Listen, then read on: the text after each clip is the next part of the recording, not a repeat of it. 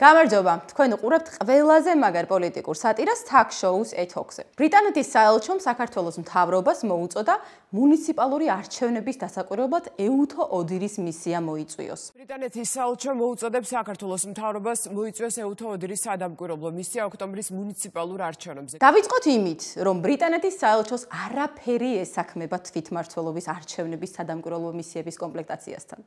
და არც მე-20 საუკუნის პირველი ნახევარია, როცა ოკუპანტი იმპერია იყავით.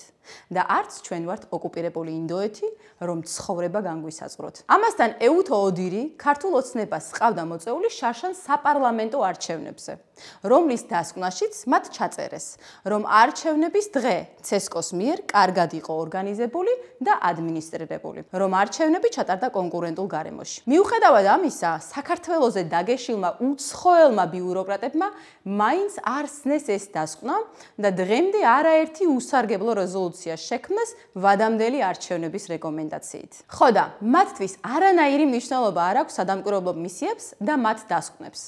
როგორი ბრძანებაც ექნებათ ჩრდილოვანი მმართველებისგან, ისეთ კომენტარებს გააკეთებენ ჩვენი მისამართით. ამიტომ მიხედეთ ადამიანის უფლებებს საკუთარ ქვეყანაში. გამოხატვის და სიტყვის თავისუფლება, რომ საგანგაშო დონეზე გაქვთ გათელილი ფეხქვეშ. და ჩვენ სამართლიან და კონკურენტულ არჩევნებს კვლავ უპრობლემოდ ჩავატარებთ. ჩვენმა ევრობიუროკრატმა დაუძინებელმა მეგობრებმა აქცია პერფორმანსი მოაწყვეს.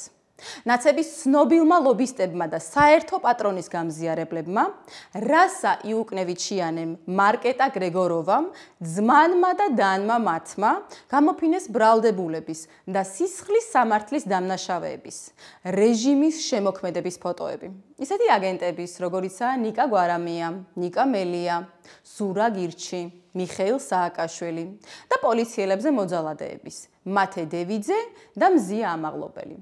და მათი გათავისუფლება მოითხოვეს.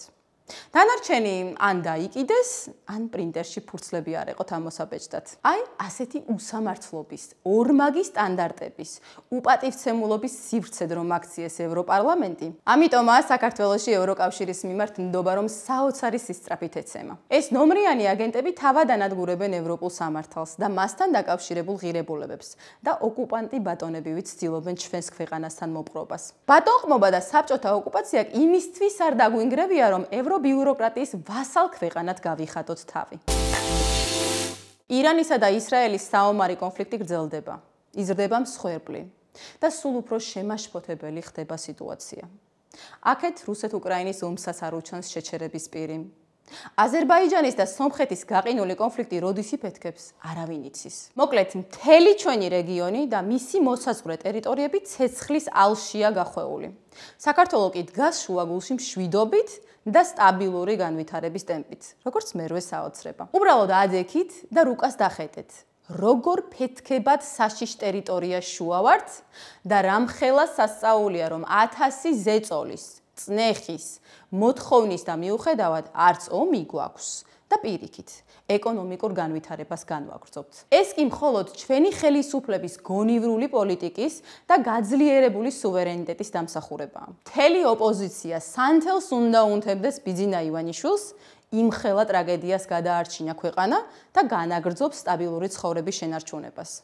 მაგრამ მეც ვისზე ვლაპარაკობ. უსამშობლო აგენტებმა არაერთხელ მოგვახსენეს, რომ მათთვის უმჯობესია უცხოური ბრძანებების შესრულება და ბომბების წვიმა რუსთაველზე. ბომბებისგან მიღებული რაღაცა ცეცხლი უფრო სჯობდეს იმ სირცხვილს და იმ წვას. ამას ვერ ეღირსებით, მაგრამ თქვენი მოღალატეობრივი, სხვა ქვეყნებისადმი მონური და საკუთარი სამშობლოსადმი მტრული მოქმედებები თუ სიტყვები იცოდეთ, რომ არასოდეს დაგვავიწყდება და ამ დაღს ვერასოდეს მოიშორებთ. დღეს ამით გემშვიდობებით. შევხვდებით შემდეგ კვირას კლავ ეთოქზე.